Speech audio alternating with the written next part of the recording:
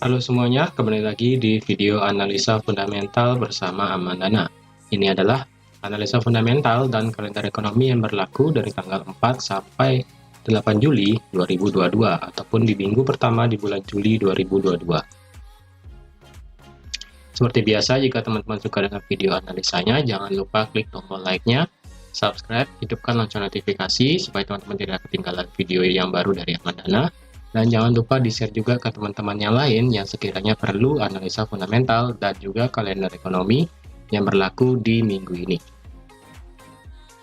Oke, sekarang sebelum kita mulai ke dalam yang kita bahas di minggu lalu dulu, untuk teman-teman yang ingin join bersama kami di channel Telegram Amandana, teman-teman bisa langsung ke kolom deskripsi di bawah untuk lihat link dari channel Telegram Amandana. Nanti di sana teman-teman bisa mendapatkan free edukasi seputar forex juga, dan juga biasanya nanti teman-teman akan mendapatkan pemberitahuan tentang analisa-analisa market yang gratis tentunya hampir setiap hari juga, dan juga nanti akan diberikan undangan untuk live YouTube di YouTube-nya Amandana biasanya setiap hari Selasa dan hari Kamis malam. Itu setiap hari Selasa dan Kamis malam Amandana akan mengadakan live YouTube, bisa berupa live trading, live analisa, dan juga mungkin akan ada Q&A juga di setiap hari Selasa dan hari Kamis malam. Jadi jangan sampai ketinggalan, silahkan langsung ke kolom deskripsi di bawah untuk lihat link dari channel Telegram Amandana. Sekarang kita langsung aja untuk lihat apa yang terjadi di minggu kemarin. Jadi di minggu kemarin itu kita di hari Senin kita ada core durable goods order, durable goods dan pending home sales ini ternyata bagus semua. Lalu di hari Selasa ada Presiden Lagarde speak, ini mungkin akan saya bahas nanti terakhir di notes ya, seperti biasa. Lalu di CB Consumer Confidence ini angkanya ternyata drop, ini mungkin akan saya bahas juga nanti di akhir. Lalu di hari Rabu kemarin kita ada GDP, ternyata di kuartal pertama untuk di US dollar, kuartal ini ternyata hasilnya minus 1,6%. Perkiranya sih minus 1,5, tapi hasilnya minus 1,6. Lalu di malam hari kita ada tiga sentral bank besar yang berbicara dalam sebuah forum yang diadakan oleh European Central Bank sendiri di Portugal, itu kalau saya lupa. Di sini dihadiri oleh Presiden Lagarde, Gubernur Bailey, dan Fed Chair Powell. Nanti ini kita akan bahas sedikit-sedikit ya di notes-nya. Lalu di hari Kamis kemarin kita ada GDP untuk di Inggris, ternyata sesuai perkiraan, ternyata masih plus, yaitu sekitar 0,8%. Lalu di sini yang mengejutkan adalah jumlah orang yang menganggur di Jerman itu ternyata naik menjadi 133.000, ini sangat besar sekali. Lalu untuk di GDP Kanada ternyata masih plus sebesar 0,3%, lalu unemployment claim naik menjadi 231.000. Core PCE Price Index ternyata drop menjadi 0,3%. Nah, di hari Jumat kemarin kita ada manufacturing PMI untuk di GBP yaitu sebesar minus 52,8, dan CPI year of year dari Euro ini mencapai 8,6%, yang bisa kita lihat itu angkanya setara dengan angka inflasi yang terjadi di Amerika, itu 8,6% juga. Lalu di malam hari kita ada ISM Manufacturing PMI, yaitu drop menjadi 53. Nah, di sini kita akan bahas dulu untuk yang terjadi di minggu ini. Nah, terutama untuk di hari Senin. Di hari Senin kita ada cuma di CPI number ya, angka di CPI number di Swiss franc, yaitu CHF.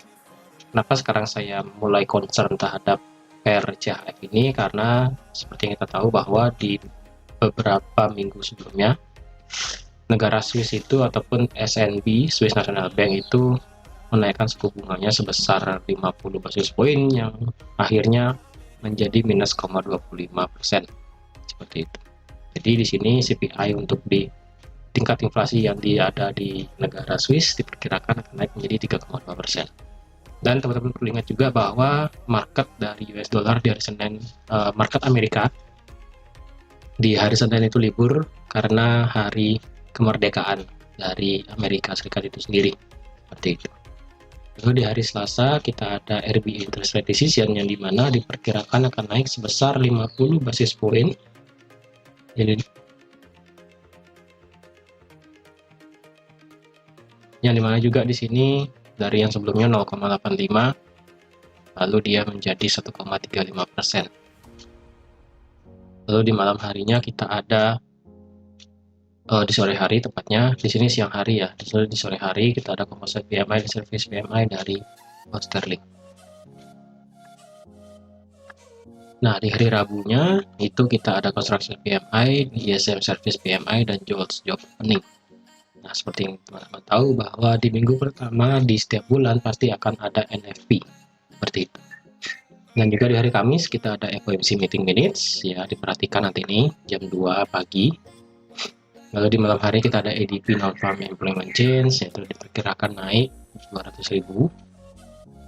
Lalu untuk jumlah pekerjaan yang dibuka, jumlah lowongan pekerjaan diperkirakan akan turun hanya menjadi 11 juta aja. Lalu di hari Jumat kita ada seperti biasa yaitu NFP.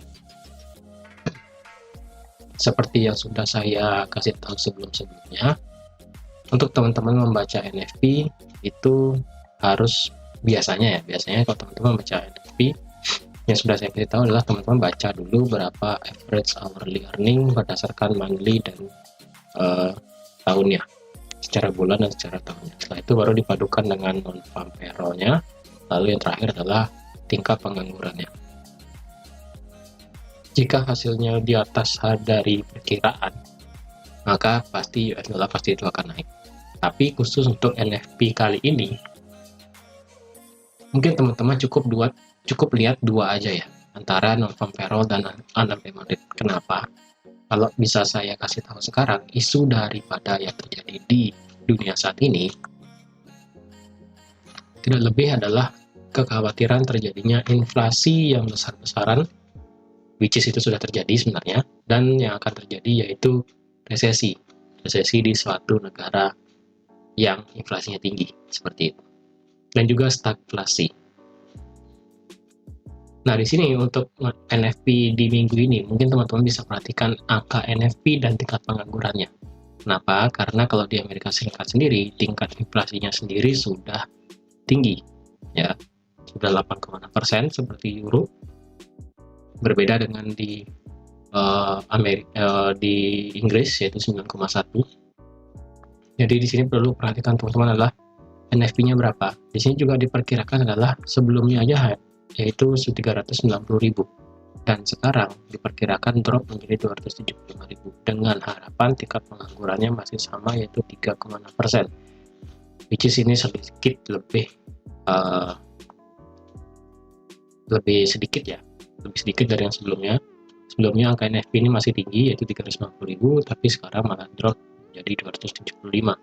Jadi nanti pada saat angka NFP itu keluar, jika NFP hasilnya jelek dan tingkat unemployment rate ini naik menjadi 3,7, otomatis di sini mungkin US dollar bisa jadi menjadi naik walaupun sebelumnya tidak seperti itu ya.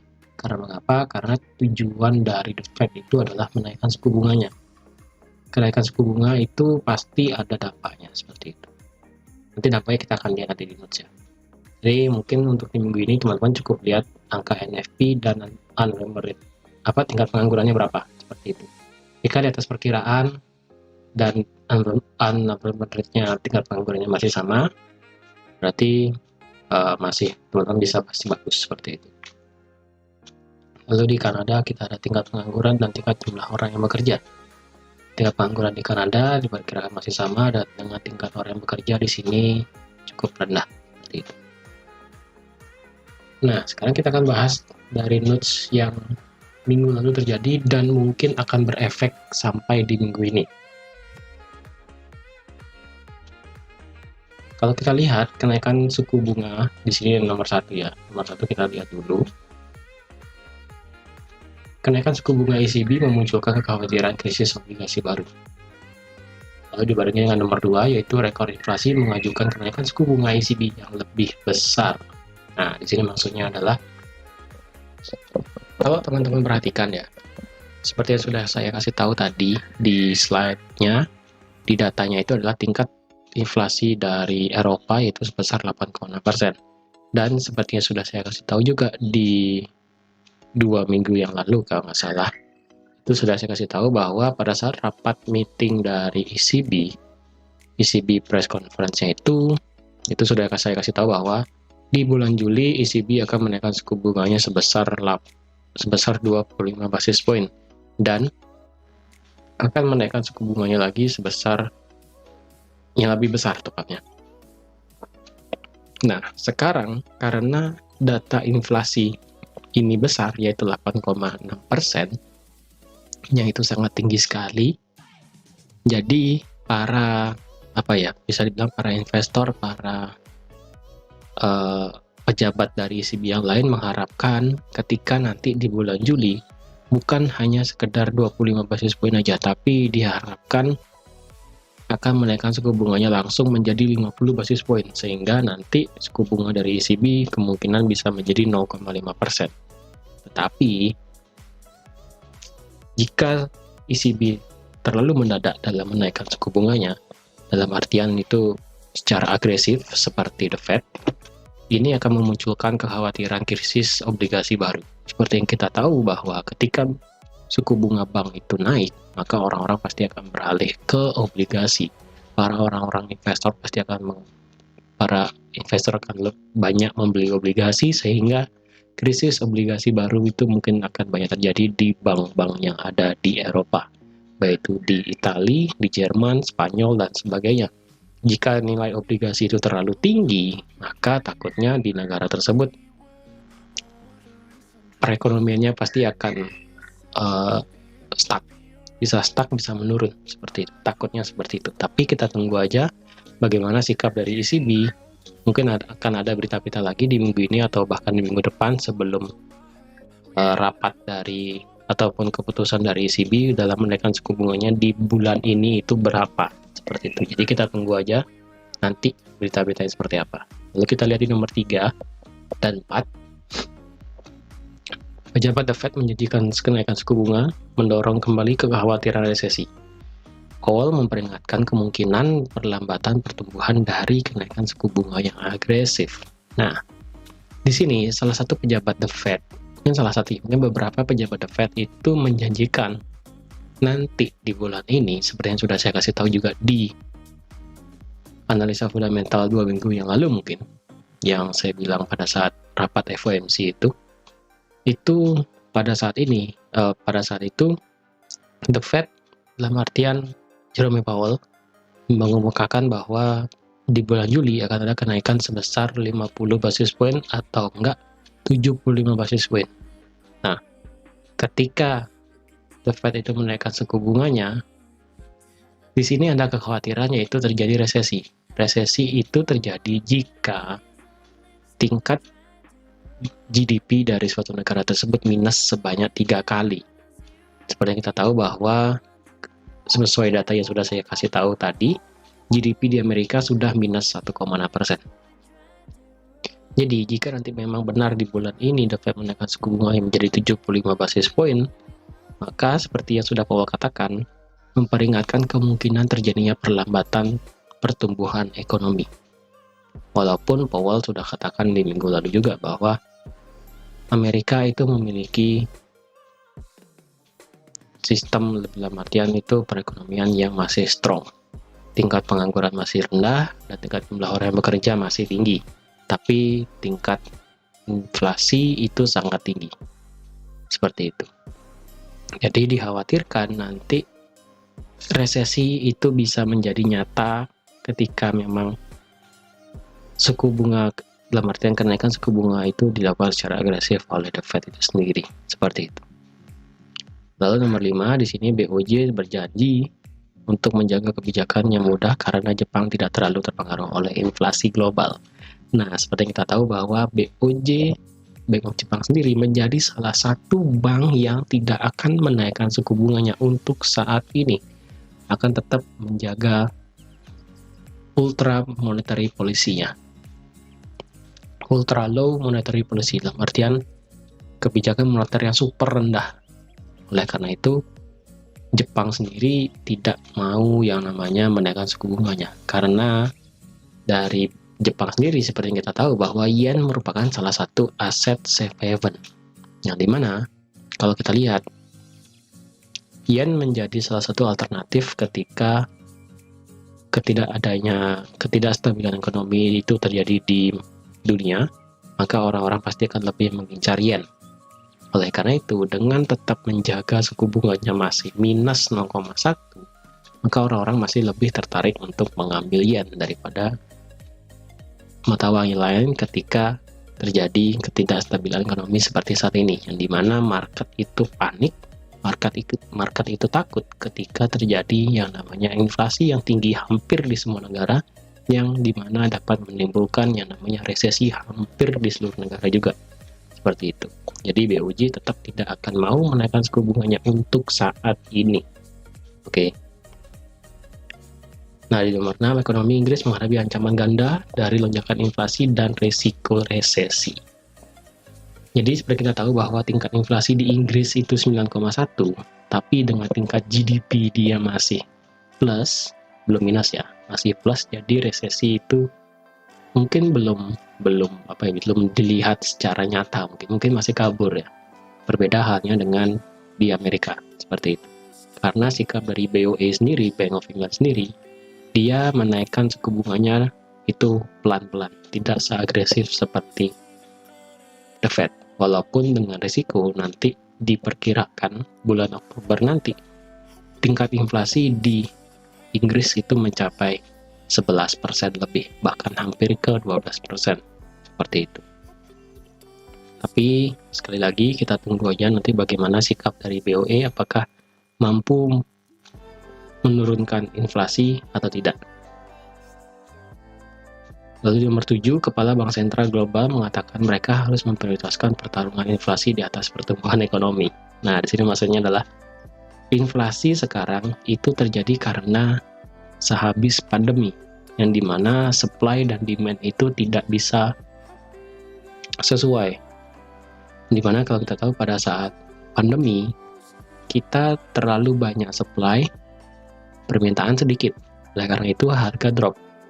Nah, sekarang ketika pandemi itu sudah belum selesai sih ya, pandemi itu sudah mulai menghilang perlahan-lahan, walaupun belum pure bisa dibilang 100% hilang ya, itu perekonomian kan sudah mulai bangkit lagi. Nah, disinilah terjadi kesenjangan antara tingkat permintaan dan penawaran, yang dimana tingkat permintaan itu lebih tinggi daripada barang yang tersedia, seperti itu, sehingga tingkat inflasi itu tinggi.